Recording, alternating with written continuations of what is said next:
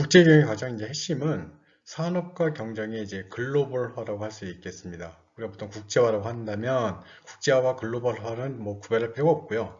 한 국가가 아니라 다른 한 국가에서 벗어나서 전 세계 지역, 전 세계 시장, 전 세계 공장을 만들어내는 것이 바로 국제화, 글로벌화라고 할 수 있겠습니다. 그래서 우리 글로벌화 보시면 전 세계 시장을 하나의 시장으로 보고 통합된 전략을 수립하는 것. 그래서 한마디로 국내에 있는 삼성이나 SK 하이닉스나 또는 현대자동차나 또는 LG가 해외 시장도 다 고려를 해서 무엇을 만들 것인지, 어떻게 팔 것인지, 그 시장 점유율을 얼마나 늘려갈 것인지, 어디에서 만들 것인지를 의사결정하는 것들을 바로 우리가 보통 국제 경영 또는 글로벌화 되고 있다고 말씀을 드릴 수가 있겠습니다. 그런 의미에서 이런 글로벌화된 환경에서는 국경에 따라서 시장을 구분하는 것 아무 의미가 없습니다. 단지 제품, 기술, 서비스, 인적 자원 등 자본의 흐름, 자원의 흐름을 자유롭게 함으로써 가장 효율적이고 가장 시장을 확보할 수 있는 가장 최적의 상태를 유지하는 것이 바로 글로벌화의 핵심이라고 할 수가 있겠습니다. 그러면 이제 글로벌화를 촉진시키는 요인을 뭐 여러 가지가 있지만 크게 5가지로 나누어서 한번 설명을 드리고자 합니다. 첫 번째, 글로벌화를 촉진하는 요인 1번, 바로 규모의 경제입니다. 우리 앞에서 금방 배웠습니다. 규모의 경제, economize of 뭐죠? 예, 그렇죠. 스케일이었습니다. 스케일. 한마디로 대량 생산. 많이 만들어서 많이 만들고자 하면 원재료도 많이 사와야 되고 많이 사오다 보니까 트럭 하나에다 가득 싣고 쓰니까 운반비도 싸지고 한 번에 여러 개를 많이 만드니까 인건비도 싸지고 속도도 붙고 하다 보니까 발생하는 게 바로 그곳에서 오는 규모의 경제라고 할 수 있겠죠. 그래서 산업 개발 초기 그죠? 산업을 초창기 할 때는 무조건 많이 만들어야 됩니다. 그 사례가 바로 포드의 PT 자동차입니다. 포드의 T 자동차. 과거에는 컨베이어 시스템을 없었기 때문에 자동차 틀을 놓고 사람들이 달려들어서 만들었었는데 요즘은 그렇게 만들지 않죠. 사람은 그대로 있고 만들어진 자동차가 움직입니다. 그 판 위에서 바로 컨베이어 벨트라고 하는데 이렇게 만드는 과정을 통해서 엄청난 속도, 엄청난 대량 생산이 가능하기 때문에 그런 부분들을 바로 우리가 규모의 경제를 추구한다고 하죠. 그런데 최근에는 규모의 경제를 추구하기 위해서는 뭐 여러 가지를 만들 수가 없습니다. 디자인도 하나, 그렇죠? 뭐 생산물도 하나, 한 종류를 많이 만들어야죠. 그래서 전국의 맛집, 순댓국 맛집, 해장국 맛집, 무슨 맛집 하게 되면 메뉴는 하나밖에 없습니다. 그런데 만약 예를 들어서 순댓국을 먹지 못하는 친구가 있다. 그럼 거기 못 가는 거죠. 그래서 여러 사람들이 다양한 입맛을 즐길 수 있는 무슨 천국이 있죠? 예, 그런 천국이 있습니다. 맛의 천국. 그러다 보니까 그런 맛의 천국을 지향하는 곳은 우리가 규모의 경제를 추구하자 한다고 하지 않죠. 다양한 사람들의 다양한 뭐 선호를 만족시킨다는 측면에서 범위의 경제라고 있습니다. 범위. 그래서 economize of scope라는 표현을 쓰죠. 스코프. 그래서 규모의 경제는 스케일, 범위의 경제는 스코프. 지금 이것들이 둘이 서로 그죠? 뭐 상호 이제 협력 막 싸우면서 협력하면서 시장을 확대하는 과정이라고 할 수가 있겠죠. 그래서 아무튼 해외 시장을 개척하고 해외 시장에서 판매하고 해외 시장에서 제작하고 그다음에 뭐 생산하고 하는 것들은 그곳에서 만드는 것이 가장 경쟁력이 있기 때문에 가장 효율적이기 때문에 임금이 싸기 때문에 시장이 크기 때문에 이런 것들을 따지다 보니까 많이 만들어야 되니까 규모의 경제가 글로벌화를 촉진한다고 할 수가 있겠습니다. 자, 두 번째. 자, 글로벌화를 촉진시키는 요인 두 번째. 바로 교통, 통신 수단의 발달에 따른 기술의 진보죠. 과거 같으면 자동차를 수출하는데 배에 실는데도 문제가 생기고요. 가는데도 오래 걸리고요. 하다 보니까 거의 불가능했는데 지금은 교통, 해운, 항만, 자동차, 철도, 교통수단이 사통팔달 발달되어 있기 때문에 언제 어디서든 갈 수 있기 때문에 교통이 발달됐고요. 거기에 여러분들 미국에 있는 뉴스가 예를 들어서 1시간 전의 뉴스 지금 알 수 있죠? 이유는 바로 인터넷이라는 통신수단의 발달, 휴대폰, 그다음에 전자기기의 발달에 의해서 교통통신수단이 현격히 발달이 되면서 글로벌화가 촉진되는 것이고, 과거 같으면 과연 이탈리아 사람들, 미국 사람들은 무엇을 입을까? 무엇을 먹을까? 한 달 걸리겠죠. 신문이 오고, 뉴스가 오고, 사람들이 갔다가 와서 보고 와서 설명해야 되니까. 그래서 여러분들 과거에 조선에 있었던 통신사들, 일본 갔다 오는데 한 1년 걸리죠. 1년 동안에 그 뉴스 기다려야 되는 겁니다. 하지만 지금은 실시간으로 어디에서 누가 무엇을 했다더라, 어떤 사건, 사고가 발생했다더라, 어디 갔더니 이런 물건들이 부족하다더라. 그럼 갖다 팔아야겠죠. 이런 것들이 바로 교통통신선의 발달에 의해서 글로벌화가 촉진된다고 할 수가 있겠습니다. 그리고 세 번째는 수요의 동질화입니다. 수요의 동질화라는 표현은 뭐냐면 미국 사람들이 먹는 것, 한국 사람들이 먹는 것 별반 차이가 없습니다. 여러분 아마 내일 점심에 햄버거, 미국 사람들 햄버거 먹죠? 맥도날드. 우리도 먹습니다. 맥도날드. 그들 버거킹 먹죠? 우리도 버거킹 먹습니다. 이 얘기는 우리가 조선시대였다면 갓을 쓰고, 그렇죠? 뭐 양반이, 무슨 상놈이 이런 얘기를 했겠지만, 지금은 여러분들, 지금 이 수업을 듣는 이 순간 여러분들 떡 뛰어서 뉴욕에 갖다 놔도, 일본 오사카에 갖다 놔도 아무도 쳐다보지 않습니다. 왜? 같은 옷을 입었고, 그렇죠? 뭐 영어를 쓰게 되면 같은 문화를 향유하기 때문에 뭐 바라볼 필요도 없습니다. 그 얘기는 다시 이야기하면 모든 사람들이 같은 휴대폰을 씁니다. 애플을 쓰든지 갤럭시를 쓰든지 모든 사람들이 같은 노트북을 씁니다. 삼성, LG, 뭐 그램, 그다음에 무슨 맥 다 씁니다. 이 얘기는 모든 사람들이 같은 밥을 먹고 같은 곳에서 공간에서 잠을 자고 같은 형태로 생활 패턴을 유지하기 때문에 기업 입장에서는 굳이 한국 사람을 위한 갤럭시, 미국 사람을 위한 갤럭시 만들 필요가 없죠. 애플 입장에서도 한국 사람을 위한 것, 일본 사람, 중국 사람을 위한 것 만드는 게 아니라 하나를 만들어서 안에 들어가는 앱만, 폰트만 바꿔주면 되는 겁니다. 그렇게 되면 기업 입장에서는 여러 나라 사람들, 또 여러 민족, 여러 문화를 위해서 만드는 게 아니라 하나만 만들면 되기 때문에 그만큼 대량 생산이 가능해지는 것이죠. 그게 바로 수요의 동질화의 개념입니다. 자, 그 다음에 네 번째는 무슨 장벽이죠? 무역 장벽이죠. 무역 장벽. 무역 장벽이란 것은 자국의 실업을 방지하고자 또는 자국의 산업의 경쟁력을 유지하고자 뭐 여러 이유가 있죠. 하고자 관세라는 또는 관세가 아니면 비관세라는 방법을 통해서 자국의 시장을 보호하는 것을 무역 장벽이라고 합니다. 그런데 각국이 모두 자국을 위해서 무역 장벽, 즉 관세, 비관세 장벽을 높이게 되면 세계 교육이 사라지겠죠. 교육은 왜 발생하는 건데요? A란 국가, B란 국가, 이제 우리가 이제 두 번째 시간에 이제 배우겠지만, 그죠? 2주차에서 무역 장벽을 세우는 이유는 자국의 산업 보호입니다. 그런데 그렇게 점점 다 관세, 비관세 장벽으로 높이게 되면 세계적으로 교육이 사라지게 됩니다. 교육하는 이유는 하나입니다. 효율적인 나라에서 만들어서 효율적으로 쓰자. 어차피 자원은 부족한데 이게 어떻게 개념이고요. 이게 어떻게 보면 우리가 잘 만드는 사람이 잘 만들고 한마디로 교환, 그 전에 생산, 그 다음에 분업 이런 것들을 통해서 분업을 통해서 내가 잘하는 것만 해서 교환하게 되면 훨씬 더 이득이 된다. 이제 우리가 2주에 배우겠지만 아무튼 무역 장벽이 점점 감소하고 있습니다. 그 내용은 바로 누가 있기 때문에 그렇죠. WTO란 국제기구가 있습니다. 월드 트레이드 오르가니제이션, 바로 세계 무역기구라고 하죠.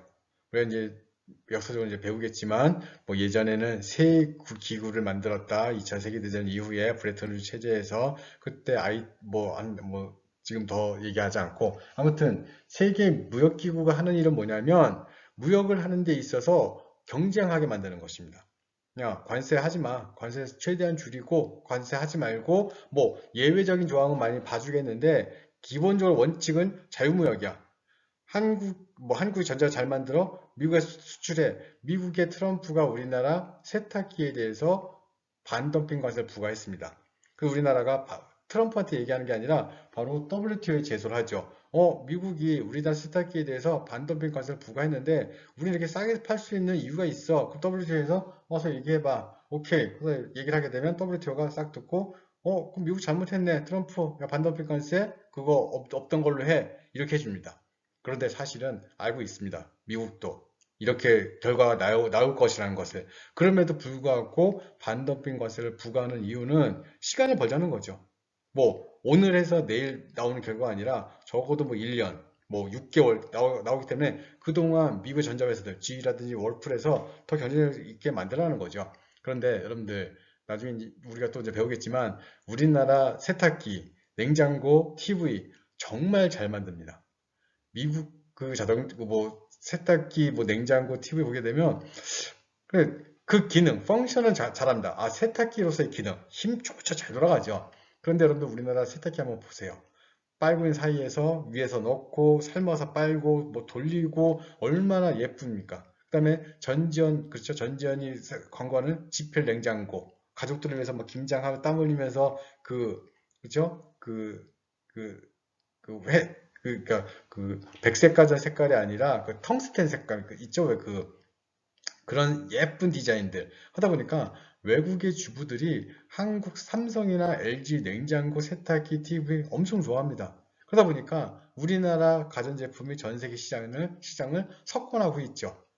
그런 입장에서 그러면 기존에 미국에서, 영국에서, 프랑스에서 세탁기나 냉장고, TV를 만들던 노동자들은 그렇죠. 일자리가 사라지게 되는 것입니다. 그것 때문에 이 한국에서 들어오는 가전제품에 대해서 관세를 부과함으로써 자국의 산업을 보호하겠다. 그런데 WTO가 금지시키니까 한마디로 무역 장벽이 점점 커집니까, 작아집니까? 그렇죠. 낮아짐으로써 기업 입장에서는 뭐든지 판매할 수 있게 되겠다. 그때 얘네들이 그렇죠. 전 세계 국가들이 하는 방법은 바로 관세입니다.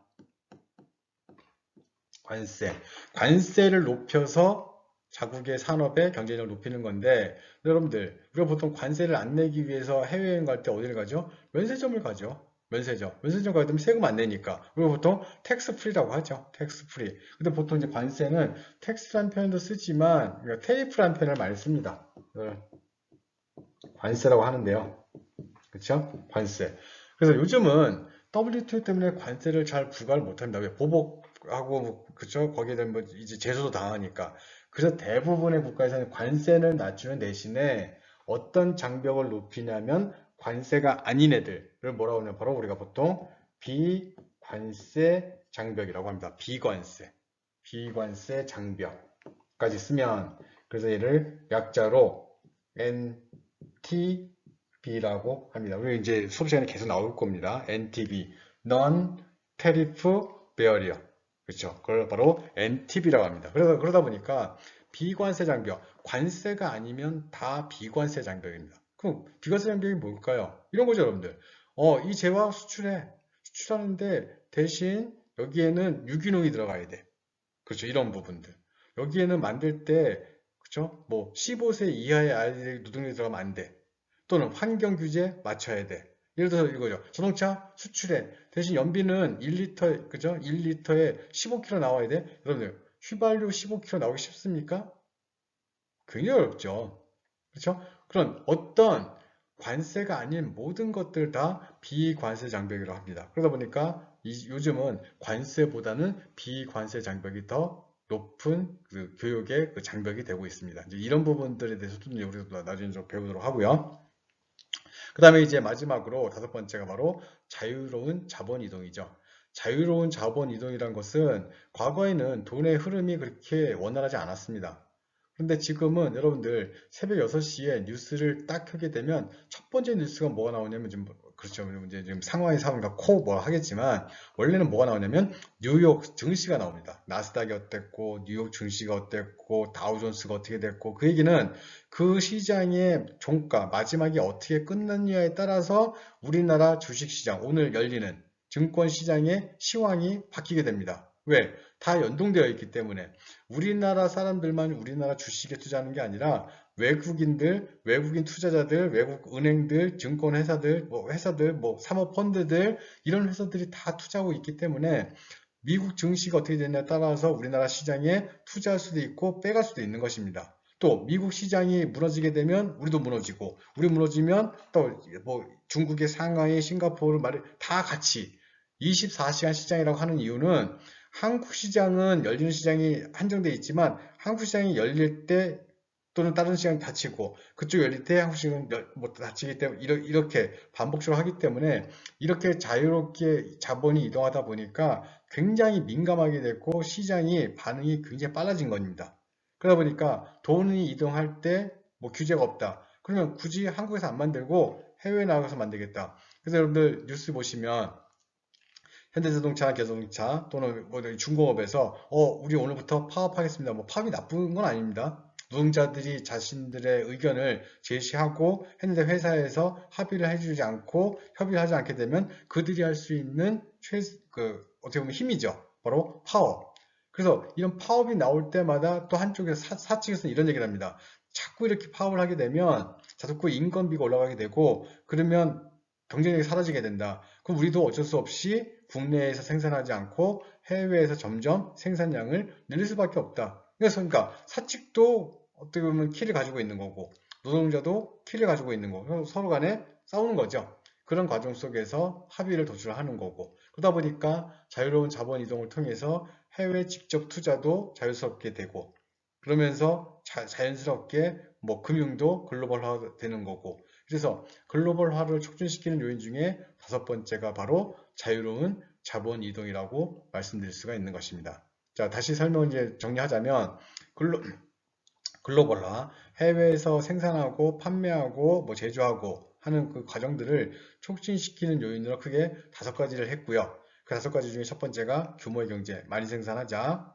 그죠? 대량 생산, 교통, 통신의 발달, 그리고 세계 사람들이 같은 것을 먹고, 같은 곳에 잠을 자고, 같은 옷을 입는다. 수요의 동질화. 그리고 점점점 관세를 줄이고 있다. 무역 장벽의 감소. 거기에 마지막으로 자유로운 자본 이동 때문에 세계 글로벌화가 점점 촉진되고 확대되고 있다고 말씀드릴 수가 있겠습니다. 기업의 글로벌화의 전력적 필요성에 대해서 한번 설명을 드려보도록 하겠습니다. 네 가지로 지금 구분하고 있는데요. 전력적 필요성은 기업이 과연 왜 나갈까? 그때 이제 나오는 이 비용 얘기가 하나 나오는데요. 국내에서 생산하고 국내에서 판매하고 국내에서 경영하는데 드는 비용보다 해외에 나가서 드는 비용이 더 많이 들겠죠. 그 비용을 모두 외국인 비용이라 합니다. 외국인 비용 또는 외국 비용. 자, 외국 비용이 왜 발생하게 되냐면 우리 회사에서 제가 사장인데 우리 회사에서 김 대리하고 박 대리를 오늘 출장 보낼 겁니다. 김 대리는 부산에, 박 대리는 일본에.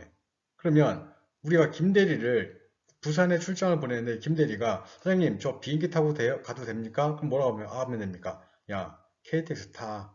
그게 더 빨라. 사장님 오늘 자고 와도 돼요? 야 막차 타고 올라와.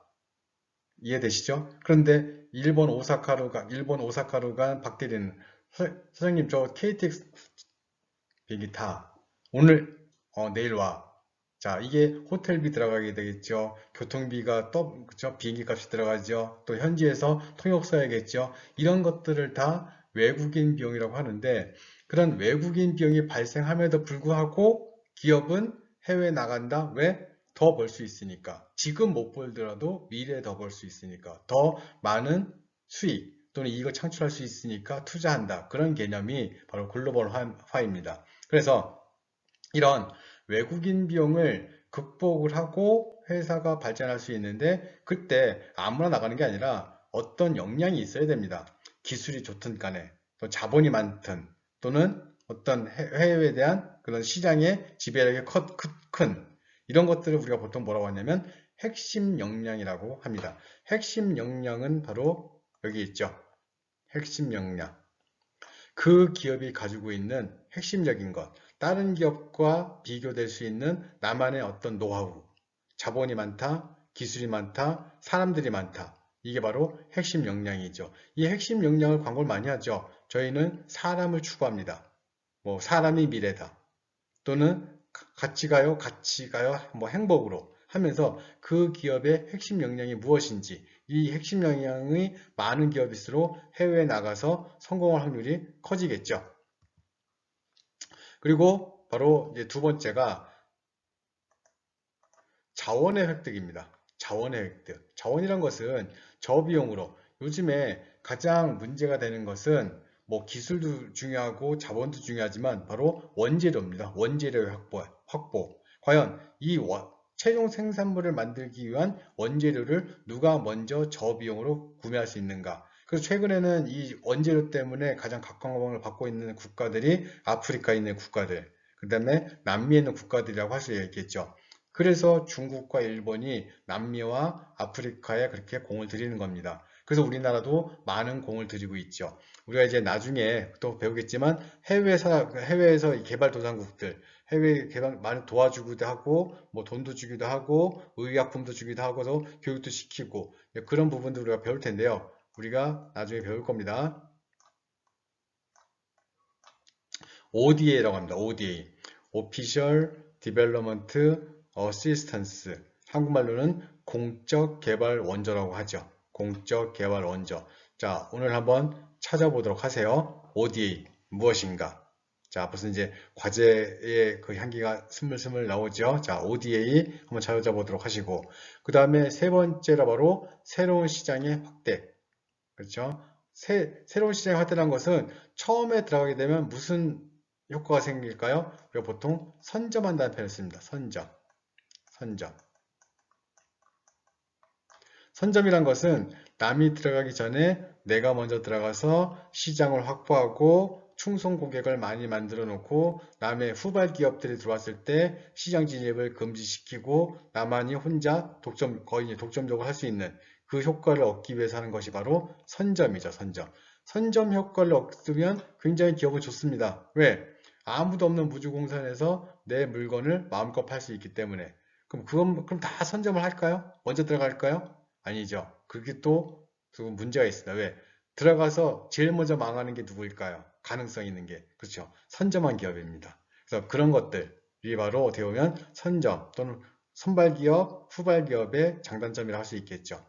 그리고 이제 마지막으로 업계 라이벌과의 경쟁입니다. 업계 라이벌과의 경쟁. 자, 이 사례로는 우리가 보통 이제 콜라를 한번 들어보겠습니다. 콜라. 여러분들, 세계적으로 유명한 콜라 두 개만 한번 얘기해 볼까요? 815, 그러지 마시고, 혜태, 아니요. 자, 첫 번째가 코카콜라죠. 코카콜라. 그리고 여기에 누구요? 그렇죠. 펩시죠.